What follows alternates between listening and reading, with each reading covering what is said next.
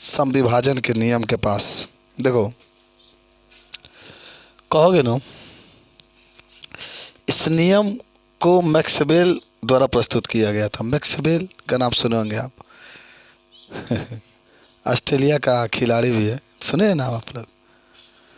और मैक्सवेल एक और है, फिजिक्स के हिसाब से चुंबकीय फ्लक्स का सीजीएस में मात्रक भी होता है। एक वेबर और एक मैक्सवेल, याद है?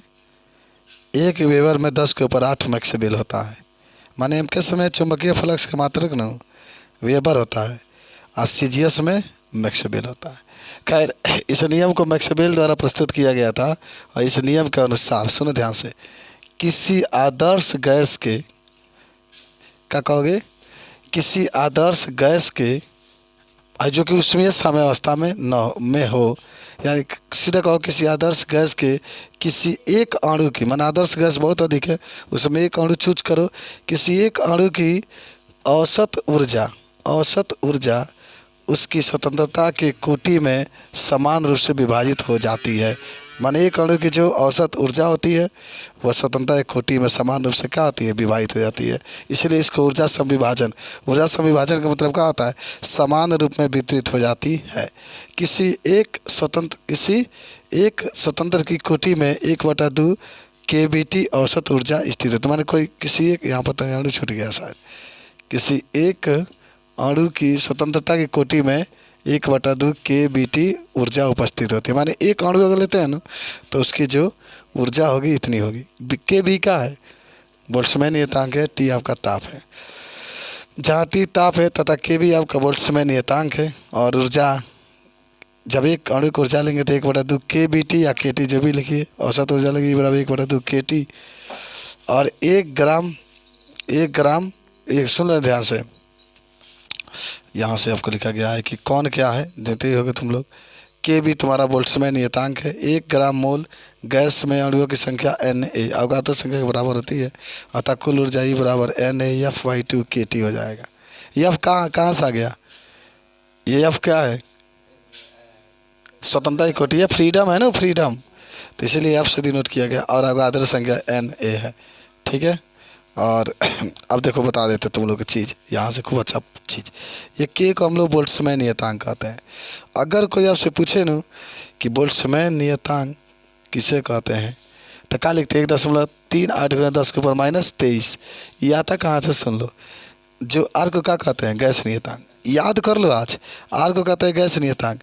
तो गैस नियतांक और जो अवगाद्रो संख्या होता है इसके अनुपात को ही हम लोग बोल्ट्जमैन नियतांक कहते हैं, याद होगा। माने आर को तो गैस नियतांक आप पहले से जानते होंगे, आर को गैस नियतांक कहा जाता है, इसको अवगाद्रो संख्या कहा जाता है। तो गैस नियतांक और अवगाद्रो संख्या, गैस नियतांक का मान तो मालूम होगा आपको, 8.31, और निचवा है क्या, कितना वाला 6, जिससे ऊपरा हो जाएगा तुम्हारा 8.31 और निचवा आ जाएगा 6.022 × 10⁻23। अब भागवा जब इसमें दोगे ना तो 1.38, हाई ऊपरा जब जाता है तो 10⁻23 आ जाता है अवगात बोल्ट्जमैन नियतांक का मान। तो बोल्ट्जमैन नियतांक की परिभाषा भी याद हो गया तुम लोग, यहाँ से गैस नियतांक और अवगाद्रो संख्या को। अगर आप जरा सोचिए, अगर हम तीसरा गुणा करें तो क्या आ जाएगा, R बराबर kB/A आ जाएगा। R बराबर क्या आ जाएगा, kB/A।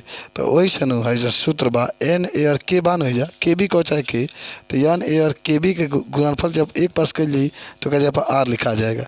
वही से E बराबर F/2 RT आपका ये सूत्र बन जाता है। माने एक कण की अगर स्वतंत्रता की कोटि की बात करेंगे तो आप इस तरीके से इसको बना लेते हैं। तो ऐसा नोट कर लो, तो ऐसा रेस्ट करो, तो खा लो, आया है ये, ठीक है, जरूर खा लेना, तब आपको आ रहे हैं तो हम पढ़ा रहे हैं। देखो,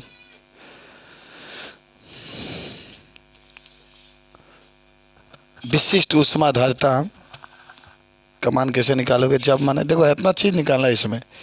एक तो आपको सबसे पहले E का मान का होगा, Cv का मान का होगा, Cp का मान का होगा और गामा का मान का होगा, इतना माने आपको निकालना है। तो पहले जानते हो, कहोगे कि जब एक परमाणु गैस हो तब, तो एक परमाणु गैस के लिए स्वतंत्रता की कोटि कितनी होती है, 3। ऊर्जा अभी आपने E बराबर 1/2 F/RT लिखे थे, तो आपको जब 3 F का है, स्वतंत्रता की कोटि है 3 RT 3 से गुना ऊपर रहेगा 3/2 RT। तो एक ऊर्जा तुम्हारा निकल गया। ये का मतलब होता है ऊर्जा का मान तुम्हारे पास निकल गया। अब गैस के नियत आयतन पर विशिष्ट ऊष्मा भी नियत आयतन कहेगा तो देखा ये होता है ना, ऊर्जा परिवर्तन के दर को हम लोग CP कहते हैं। तो D/dt और D/dt वही ना, ये जहाँ बात वहाँ रखा जाए। ठीक। अच्छा देखो इसमें कहा है ना 3 और R, जो 3/2 और R है, इसको कोई मतलब है नहीं, इसको बाहर निकालेंगे। जब भाई T बात है खाली T के साथ टेकअप करेंगे। और T का अवकलन कितना होता है 1, पढ़े भी होंगे। x का जैसे 1 होता है, T का 1, तो ये पूरा हट जाएगा, ये पूरा हट जाएगा, केवल 3/2 R हो जाएगा। ठीक। इससे भी कमान आ गई। मेयर का सूत्र सीभी का मान है ये, तुम बना रहे तो सुधार कर लेना। तो सीभी का मान इतना आ गए। अब मेयर का सूत्र क्या होता है ना, CP माने CB बराबर R। CB निकल चुका, जो निकल चुका उसको ठील के बराबर के बात कर लो। तो R + CB R, वैसे ही CB का मान 3R/2, लसा ले लो 2, तो 2R + 3R जोड़ेगा तो कितना 5R/2, तो CP के निकल गई। अच्छा आपने इसका भी मान निकाल सकते हैं। R के जब 5.3 एक करके गुणा करके भाग दे आ जाएगा। चलो गामा, तो गामा का होगा CP/CB, CP 7 मुरंगना ससोजी दुआरे का जब सिट्टी मारे सही है पिछुआरे है दबा। CP के मान 5R/2, तो CP का 5R/2 और CB के मान 3R/2, तो 2 से 2 कैंसिल, R से R कैंसिल, 5/2 भाग देंगे तो इतना आ जाएगा। कुछ बात समझे। अब आ जाओ जल्दी से द्विपरमाणु के लिए क्या हल करोगे। बस सूत्र ये रहेगा, लेकिन जब द्विपरमाणु के लिए स्वतंत्रता की कोटि 5, तो एनर्जी ये रही ये आपके जगह पर 5RT, तो 1/2 5RT। स्थिर आयतन में विशिष्ट ऊष्मा CB DI/dt, dt वही है, ये मेन है तुम लोग को है जा। ई के जगह 5/2 RT, 5/2 R अलग निकाल लेंगे, और इसका T का अवकलन करेंगे, क्या होगा ये छोड़ दो। तो यहाँ CB बराबर 5R/2, तो मेयर के सूत्र से CP माइनस CB, जब CB निकलता है CB के इधर कर दो 75 प्लस में R, ऐसे ही CB का मान क्या आया 5R/2, तो 5R/2 लिख लो। तो CP बराबर लसा ले लिया गया है 2, तो 2R + 5R 7R/2, तो गामा बराबर, अब ये निकल गया, गामा आप निकालना है। तो CP/CB, CP की जगह पर 7R/2 और CB की जगह 5R/2, 2 से 2 R से R, 7/5 1.4 आपका आ जाएगा। अब लिखो त्रिपरमाणु के लिए, जब त्रिपरमाणु के लिए चलोगे ना, तो इतना निकालना है, एनर्जी निकालना है, CB CP और गामा निकाल लोगे सब, खुद अपना मन से निकालना है। त्रिपरमाणु के लिए जब त्रिपरमाणु के लिए बात करेगा ना, तो आप क्या कहेंगे मालूम है कि पहले उसमें होगा संरेखी के लिए। बताओ संरेखी के लिए स्वतंत्र कोटि कितनी होती है 7 हो जाएगा। तो ये आपका मान 7, बाकी अब वैसे ही निकाल लोगे ना सेम इस सूत्र पर, ये आपके जब 7 रख करके जगह निकाल रहे थे आप, निकल जाएगा कि बता दे मुझे कहो। दूसरा का असंरेखी। अच्छा असंरेखी के लिए कितना है। अच्छा ही बताओ, अगर डायरेक्टली हमने कि F लिखते तो पता नहीं चलता कहाँ से आ रहा है, पता चलता नहीं चलता। तो 6, तो इसमें भी आप रख करके ये E CB CP और गामा का मान क्या करते हैं निकाल लेते हैं, कोई दिक्कत नहीं है। तो इसमें नोट कर लेना है। आओ तो हैलोजन का हम लोग परीक्षण करेंगे। अच्छा आप पढ़े भी होंगे कि वर्ग जो 17 होते हैं ना, वर्ग 17 के तत्व को हम लोग हैलोजन तत्व कहते हैं, याद कर। Fluorine, chlorine, bromine, iodine. इसमें मुख्य रूप से फ्लोरीन बहुत अधिक क्रियाशील तत्व है। अधातुओं में सबसे अधिक क्रियाशील तत्व कोई है तो फ्लोरीन है। क्या है अधातु में सबसे अधिक पोटेशियम है, तो इसे फ्लोरीन का नहीं लेते हम लोग। एगो आयोडीन, एगो आप लेंगे क्लोरीन, एगो लेंगे ब्रोमीन, और एगो हो गए आयोडीन। क्लोरीन, ब्रोमीन, आयोडीन, यह 3 गो तत्वों का हम लोग परीक्षण करेंगे। देखो इसमें क्या करते हैं ना, सोडियम निष्कर्ष लेते हैं। सोडियम निष्कर्ष का मतलब बताए थे क्या बनाया था, बता दोगे तुम लोग क्या बनाया गया था। हो गई और उसमें हम लोग सांद्र H2SO4 डाल देंगे। सांद्र माने गाढ़ा, एकदम सही बोला है, गाढ़ा।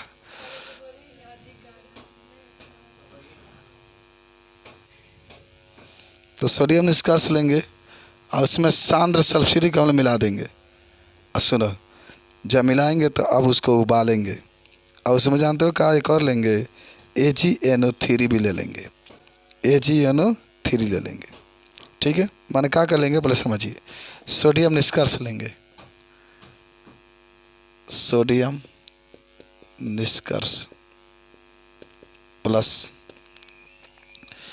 सांद्र HNO3 नाइट्रिक अम्ल प्लस AgNO3 प्लस, अब इसको उबालते हैं। अब सुनो कहानी, उबाल दिए, अगर पहले समझ लो, उबालते हैं और उबालने के बाद पहले सुनो, यदि सफ़ेद रंग का अवक्षेप प्राप्त हुआ, सफ़ेद माने जानते ही होंगे भाई का बाकी ना कुछ भाई का पिछवा, हाँ माने सफ़ेद रंग। अगर सफ़ेद रंग का अवक्षेप प्राप्त होता है कब, जब भाई पूरा मिला करके उबालते हैं तब। NH4OH अमोनियम हाइड्रोक्साइड में उसको डालते हैं, अगर वो घुल जाता है तो क्लोरीन उपस्थित है। क्या कहा गया कि अगर आप इसको गर्म किए, मान लो डबकाए किसी में रख करके, सफ़ेद रंग का अवक्षेप प्राप्त होता है और NH4OH माना अमोनियम हाइड्रोक्साइड में डालते हैं और अगर घुल जाता है तो कहेंगे कि उसमें क्लोरीन उपस्थित है। पहले सफ़ेद रंग का होगा तब। और यदि हल्का पीला, हल्का पीला देखो यही है ब्लैक बोर्ड, हल्का पीला, ये वो तो गाढ़ा पीला है साला, तो हल्का पीला ले लिए और NH4OH में उसका क्या करिए, डाल दिए। और डालने के बाद क्या हो गया, घुल गया, मनुष्य को घुलने जाना चाहिए, तो ब्रोमीन उपस्थित है। हल्का पीला मान ब्रोमीन नो हल्का पीला होता है, ब्रोमीन एक ऐसा धातु है जो द्रवावस्था में पाया जाता है, तो ब्रोमीन उपस्थित है। कब, हल्का पीला। तीसरा का कंडीशन, यदि अगर आप समझिए पीला रंग का अवक्षेप प्राप्त होता है, पीला माने खूब गाढ़ा पीला अवक्षेप प्राप्त होता है और उसको अमोनियम हाइड्रोक्साइड में डालने के बाद अगर वो घुल जाता है, अगर नहीं घुलता है तो समझिए कि वो क्या है, आयोडीन है। 3 कंडीशन आपने जाना, नहीं घुलता है तो क्या है, वो आयोडीन है। बात समझिए। तो तीनों कहानी को लिख देखा हम लोग, लिख लीजिए। देखो पहला, यदि सफ़ेद रंग का अवक्षेप प्राप्त होता है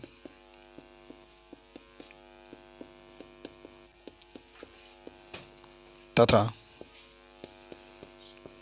जल में घुलने पर वह घुल जाता है,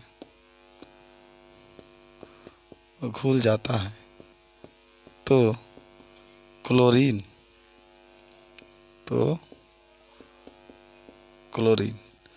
इसको आप अंडरलाइन कर लीजिएगा, उपस्थित है, क्लोरीन उपस्थित है। तो पहला बात सीख गए तुम लोग सभी लोग। दूसरा बात सीखा, यदि दूसरा क्या बताया गया था, हल्का पीला, हाँ तो लिखाना कि यदि हल्का पीला रंग का अवक्षेप प्राप्त होता है तथा जल में घुलने पर घुल जाता है, तो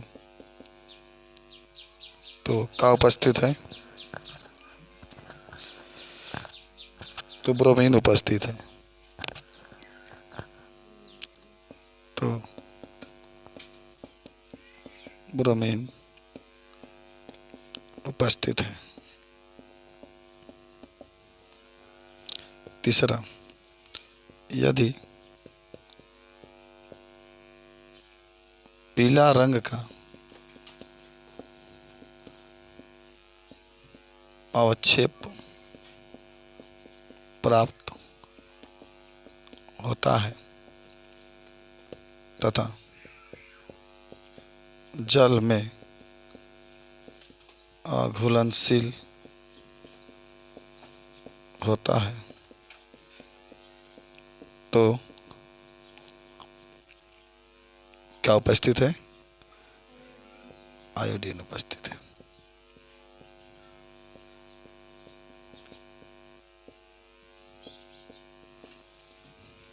नोट कर लो। देखो, इसके पहले हम लोग परीक्षण कर चुके हैं ना। अब परत परीक्षण की बात करेंगे। परत के द्वारा हम लोग जब थे ना, तो एक प्रश्न पूछा था कि हाइड्रोजन का जब परीक्षण करते हैं तो किन तत्वों का परत परीक्षण के द्वारा परीक्षण नहीं कर सकते हैं, तो उसका नाम होगा क्लोरीन। याद कर लेना। ब्रोमीन और आयोडीन के परीक्षण कर सकते हैं। देखो, सोडियम निष्कर्ष लेंगे प्लस नाइट्रिक अम्ल लेंगे। जब तक अम्ल नहीं मिलाओगे ना, क्रिया होगा ही नहीं। नाइट्रिक अम्ल ले लेंगे प्लस क्लोरीन ले लेंगे प्लस इसका नाम क्या होगा? Try chloromethane. ऐसी को क्लोरोफार्म भी कहते हैं, याद रखना। क्लोरोफार्म का अगर ये I3 इतना CH3 होता तो आइडोफार्म कहते हैं। प्लस कार्बन टेट्राक्लोराइड को मन बिक्र मिला के हिलाएंगे ऐसे ऐसे।